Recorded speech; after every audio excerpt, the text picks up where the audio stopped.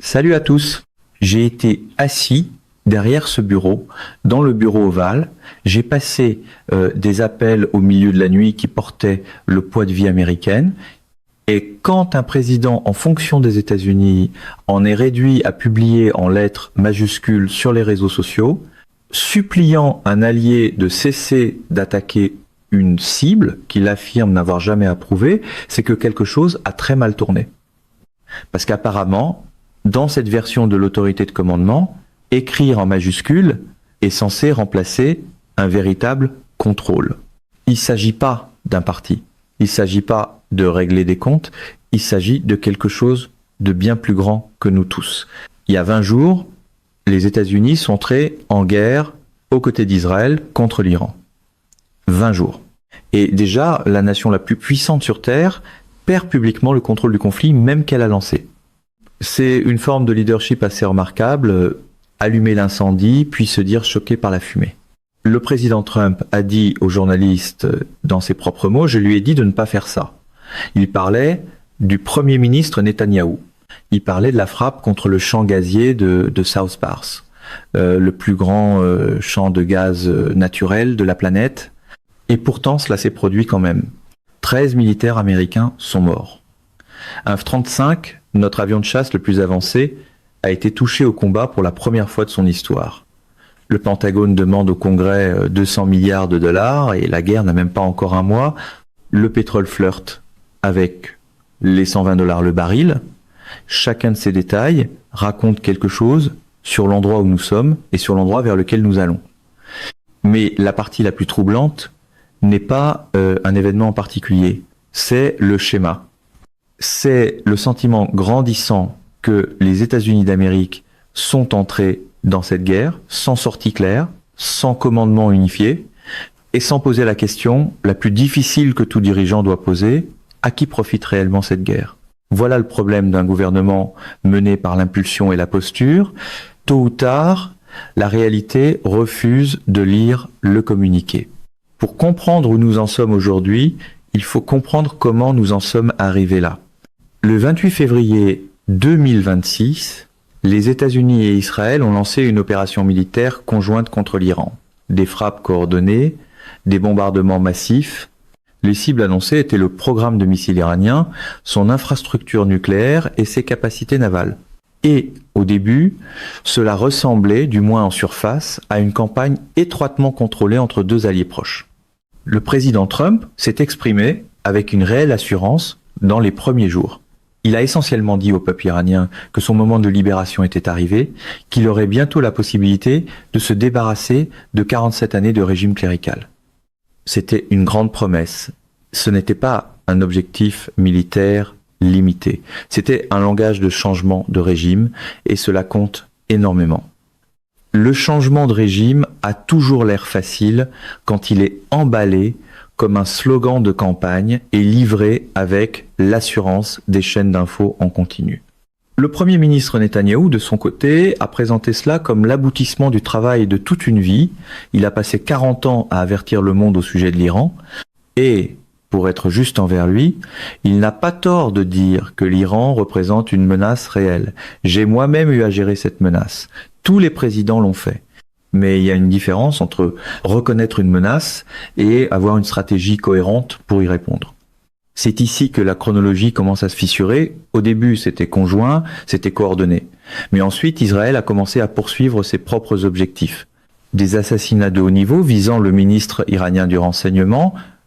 Et puis, le 18 mars, la frappe contre le champ gazier de South Pars. C'est le moment où tout a changé. Trump dit qu'il ne l'a pas approuvé. Il a dit clairement aux journalistes, je lui ai dit de ne pas faire ça.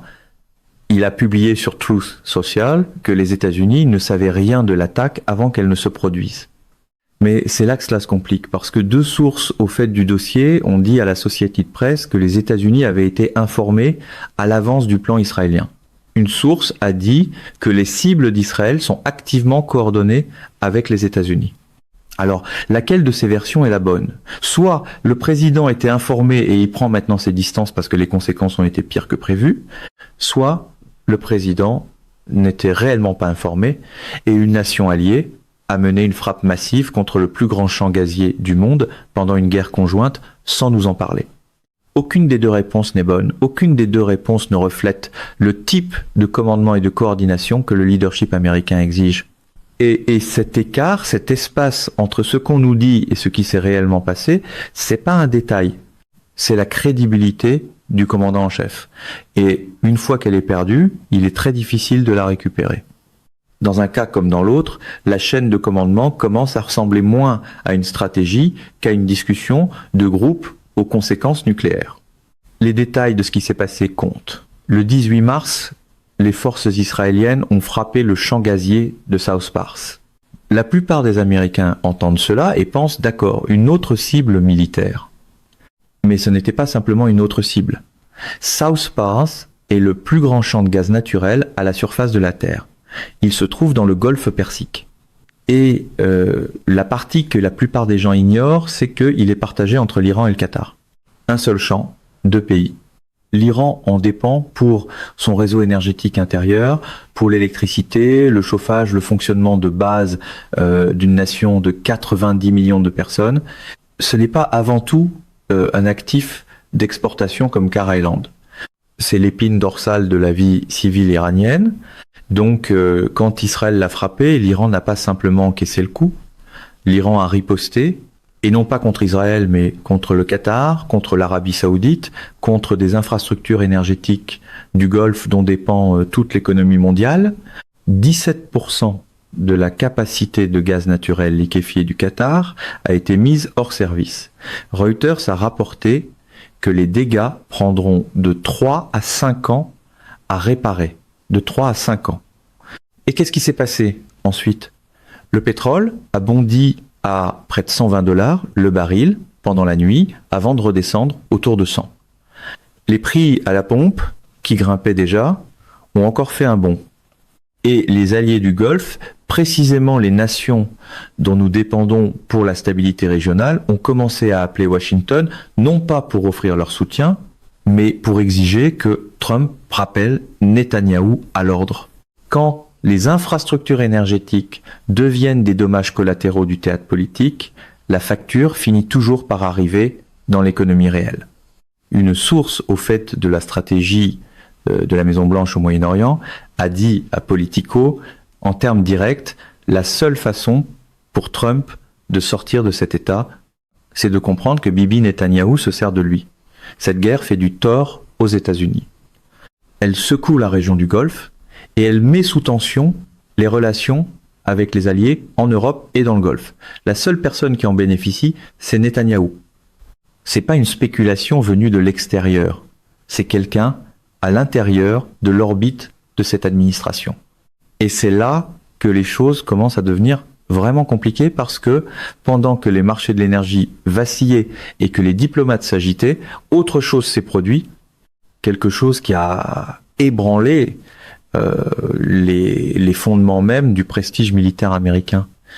Un avion de chasse américain F-35, notre appareil le plus avancé, le joyau d'un programme de 2 billions de dollars, a été touché au combat au-dessus de l'Iran et forcé d'atterrir en urgence. Le commandement central des États-Unis, le CENTCOM l'a confirmé, le pilote a survécu, heureusement, et son état est stable. Mais la portée symbolique de ce moment ne peut pas être exagérée. Et quand les alliés commencent à passer des appels d'urgence à Washington, c'est habituellement le signe que les éléments de langage ont dépassé la stratégie. Par expérience, je sais à quoi ressemble la coordination entre alliés quand elle fonctionne. Quand j'étais président, nous avons connu des situations, le Kosovo étant la plus pertinente, où nous travaillons étroitement avec des nations alliées dans le cadre d'opérations de combat. Quand ce type de coordination fonctionne, tout le monde est dans la même pièce. Les cibles sont connues, le calendrier est connu, et personne, aucun dirigeant allié, aucun général, personne ne surprend le commandant en chef des États-Unis avec une frappe militaire qui redessine tout le théâtre de guerre. Ce n'est pas de la coordination, c'est une crise. Rien ne dit guerre de coalition soigneusement gérée comme le fait de découvrir les objectifs de mission en public une fois la frappe déjà tombée. Ce qui se déroule entre le président Trump et le Premier ministre Netanyahou est quelque chose que je n'ai jamais vu dans l'histoire moderne de la présidence américaine. Le président dit publiquement devant les caméras aux journalistes « Je lui ai dit de ne pas faire ça ». Netanyahou répond qu'Israël a agi seul. Et puis, il y a des sources crédibles, des gens au fait de la coordination qui disent à la société de presse que les États-Unis avaient été informés à l'avance. Donc, soit le président savait et prend maintenant ses distances parce que les conséquences lui ont explosé au visage, soit il ne savait réellement pas. Et un allié a lancé une frappe contre le champ gazier le plus important du monde pendant une guerre conjointe, sans nous en parler. Ce qui m'inquiète vraiment, c'est ceci. La directrice du renseignement national, Tulsi Gabbard, est allée devant le Congrès et a dit en termes clairs que les objectifs présentés par le président sont différents de ceux présentés par le gouvernement israélien. La chef du renseignement du président lui-même reconnaît publiquement que nous menons la même guerre avec des objectifs différents. C'est ce qui arrive quand la mission partagée se révèle n'être qu'un ensemble d'agendas séparés avec le même micro. Joe Rubin, ancien secrétaire adjoint délégué au département d'État, l'a formulé aussi clairement que quiconque. Netanyahou passe depuis des décennies à essayer d'entraîner l'Amérique dans une guerre de décapitation contre l'Iran. Et Trump est le premier président à dire « Allez-y ». Cela fait de Benjamin Netanyahou sans doute le premier dirigeant étranger de l'ère d'après la Seconde Guerre mondiale à réussir à entraîner effectivement les États-Unis dans une guerre ouverte selon ses propres conditions. Pour sa survie politique, personne d'autre n'y est parvenu, ni pendant la Corée, ni pendant le Vietnam, ni pendant l'Irak. Et cela compte parce que l'arithmétique politique ici n'est pas celle que la plupart des gens imaginent. Ce que ce conflit fait à l'Amérique n'est pas seulement politique, c'est institutionnel. Et les institutions sont la colonne vertébrale d'une démocratie. En ce moment, elles sont soumises à une pression extraordinaire. Commençons par l'armée. Un F-35 américain, notre chasseur furtif le plus avancé, le joyau d'un programme qui a coûté plus de 2 billions de dollars aux contribuables américains sur l'ensemble de sa durée de vie, a été touché par des tirs iraniens présumés et forcé à atterrir en urgence. Le CENTCOM l'a confirmé. Le pilote a survécu, grâce à Dieu, et son état est stable. Mais la portée de cela va au-delà des manchettes. Le F-35 était censé être intouchable.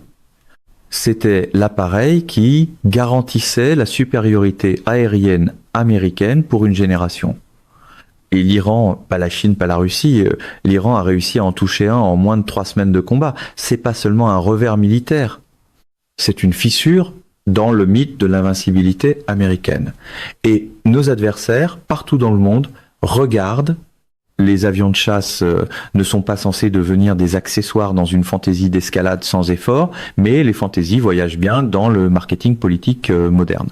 Ensuite, il y a l'argent. Le Pentagone a soumis au Congrès une demande de plus de 200 milliards de dollars 20 jours après le début de cette guerre. 200 milliards. Quand j'ai quitté mes fonctions, nous avions un excédent budgétaire. Nous avions commencé à réduire la dette nationale. Je sais à quoi ressemble la responsabilité budgétaire et ce n'est pas cela. Pour mettre les choses en contexte, la guerre d'Irak a coûté aux États-Unis plus de 2 billions de dollars sur 2 décennies. Nous sommes en voie d'égaler ce montant en une fraction du temps.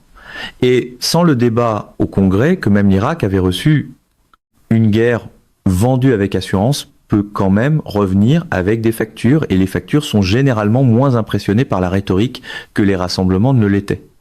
Cela mène directement au déficit démocratique. Cette guerre a été lancée sans véritable autorisation du Congrès.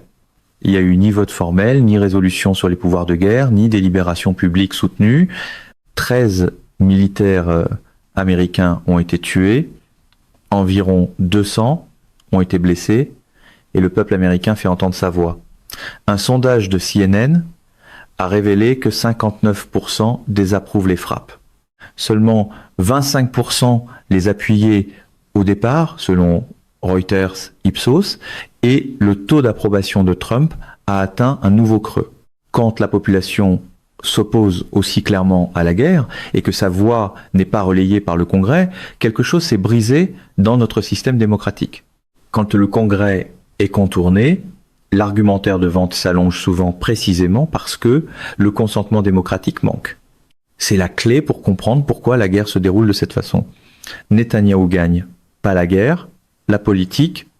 En Israël, selon l'Israel Democracy Institute, près de 93% des Israéliens juifs appuient l'opération militaire. 74% font confiance à Netanyahou pour la gérer.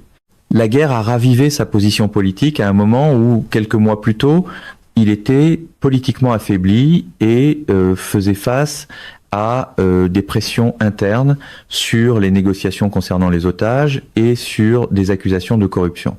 Pour Netanyahou, cette guerre est de l'oxygène. Comparez cela à la position de Trump, 59% des Américains désapprouvent. Les prix de l'essence grimpent vers des niveaux qui rendent les gens furieux à l'épicerie, à la pompe, à la table de cuisine. 66% désapprouvent sa gestion des coûts de l'énergie. À l'intérieur même de la Maison-Blanche, et cela a été rapporté, les craintes de récession deviennent une préoccupation bien réelle. Le taux d'approbation de Trump a atteint un nouveau creux pour son deuxième mandat. Pour Netanyahou, l'escalade est un oxygène politique. Pour Trump, cela ressemble de plus en plus à une conférence de presse avec de pires chiffres chaque semaine. Il y a donc une asymétrie fondamentale. Un dirigeant voit sa popularité monter en flèche, l'autre perd son appui à vue d'œil. Et le dirigeant qui monte, Netanyahou, a tout intérêt à faire monter l'escalade, parce que l'escalade le maintient au pouvoir. Le dirigeant qui chute, Trump, a tout intérêt à trouver une sortie, mais il ne peut pas en trouver une sans admettre que les objectifs maximalistes de la guerre ont échoué. Cela me rappelle 2006, quand la guerre d'Irak a tellement retourné le climat politique contre les républicains que les démocrates ont remporté la Chambre, le Sénat, et préparé le terrain pour Barack Obama. La fatigue de guerre est réelle. L'anxiété économique est réelle. Et quand les deux se combinent, quand les Américains regardent les cercueils drapés du drapeau et paient 4,50 $ le gallon, les conséquences politiques sont dévastatrices. Il n'existe pas de produit plus facile à vendre en politique que la certitude, surtout quand on s'attend à ce que quelqu'un d'autre porte le risque. Les républicains au Congrès le savent, c'est pourquoi des fissures apparaissent déjà dans le Parti républicain au sujet de la demande de 200 milliards de dollars. Le sénateur Ruben Gallego, un démocrate, oui, mais aussi un vétéran de la guerre d'Irak, l'a dit clairement, si le Pentagone demande 200 milliards, c'est qu'il demande une longue guerre. La réponse est simplement non. Et c'est là que les choses commencent à devenir très sérieuses. Parce que la question n'est plus seulement stratégique. Elle est de savoir si l'Amérique peut trouver la sortie avant que la facture devienne impossible à payer. En regardant honnêtement vers l'avenir, je vois 3 voies possibles. Et aucune n'est facile. La première voie, c'est que Trump reprenne le contrôle, qu'il impose un cessez-le-feu, qu'il accepte un résultat limité, le programme nucléaire iranien affaibli, son armée affaiblie, mais le régime toujours en place. C'est un résultat défendable, ce n'est pas ce qu'il avait promis, mais cela arrêterait l'hémorragie sur les plans économiques, militaires et diplomatiques. Le problème, c'est que cela obligerait Trump à admettre que la rhétorique maximaliste était fausse, que le peuple iranien ne va pas se soulever et renverser son gouvernement simplement parce que nous avons bombardé ses infrastructures militaires. Trump lui-même l'a déjà laissé entendre. Il a reconnu que le public iranien n'est pas prêt pour une révolution. C'est une concession importante et cela donne à penser qu'il sait, à un certain niveau, que la théorie du changement de régime s'est effondrée, mais l'accepter publiquement exige un type de discipline politique que cette Maison-Blanche n'a pas montré. Admettre des limites n'est malheureusement pas une discipline privilégiée dans un style politique fondé sur l'exagération permanente. La deuxième voie, c'est que Netanyahou continue d'escalader de façon indépendante. Il a déjà laissé entrevoir une composante terrestre. Ces mots, si Israël pousse vers des opérations terrestres en Iran pendant que les États-Unis fournissent une couverture aérienne, la logistique et le renseignement, nous parlons alors d'un niveau d'engagement qui dépasse de loin tout ce à quoi le public américain a consenti. Le pétrole pourrait grimper bien au-delà de 120 $. Le détroit d'Ormuz, par où transite 20% du pétrole mondial, est sous menace constante. Une récession mondiale ne devient plus une possibilité, mais une probabilité. Et une fois que l'escalade commence à se comporter comme une marque, la désescalade est soudainement traitée comme une trahison du slogan. La troisième voie, et elle est déjà en train de se produire, c'est que les représailles de l'Iran s'élargissent au-delà d'Israël et des États-Unis. L'Iran a déjà frappé le Qatar et l'Arabie Saoudite. Si les infrastructures énergétiques du Golfe continuent d'être ciblées, les États-Unis seront entraînés à défendre l'ensemble de la région, un engagement plus large que tout ce qu'un président a pris depuis la guerre du Golfe. Et les 200 milliards de dollars que le Pentagone demande, ce n'est qu'une mise de départ. L'Irak a coûté plus de 2 billions, l'Afghanistan a coûté plus de 2 billions. Nous avons déjà vu ce film.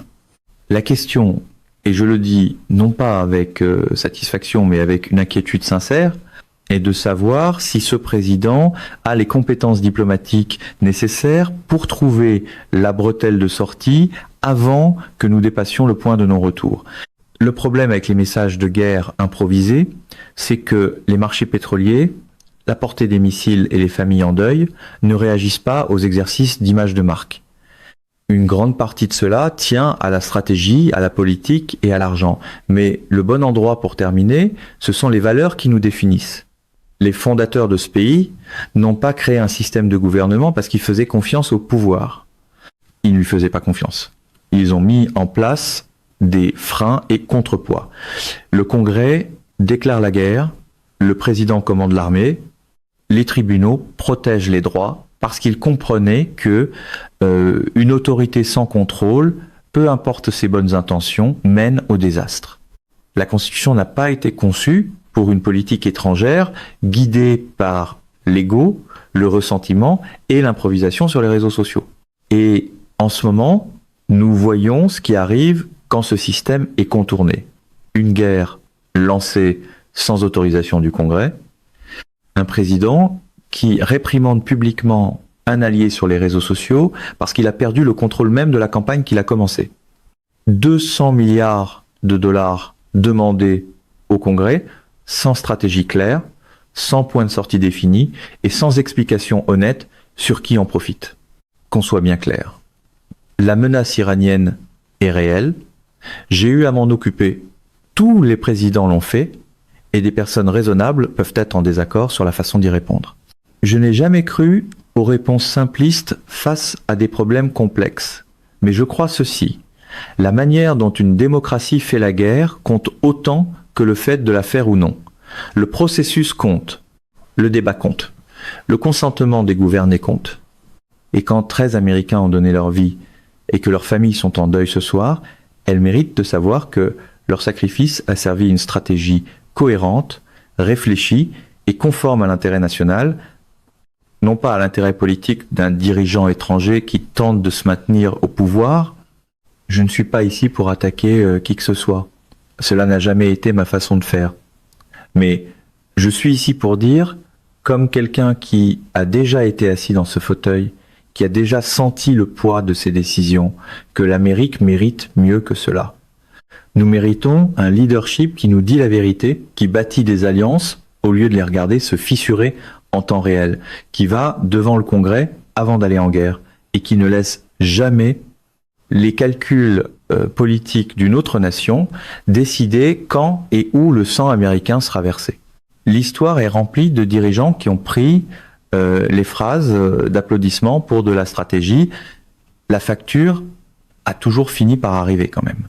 Ce pays s'est déjà relevé de moments comme celui-ci. Après le Vietnam, après l'Irak, l'Amérique a retrouvé son équilibre, non pas parce que c'était facile, mais parce que le peuple américain a exigé de l'honnêteté et de l'imputabilité de la part de ses dirigeants, et je crois qu'il le fera encore. La question n'est pas de savoir si l'Amérique est assez forte pour mener cette guerre, la question est de savoir si nous sommes assez sages pour savoir comment elle devrait se terminer. Mesdames et messieurs, notre émission d'aujourd'hui s'arrête ici. Nous vous invitons à partager votre avis personnel dans la section des commentaires ci-dessous. Pouvoir, Vérité vous salue et vous donne rendez-vous très bientôt.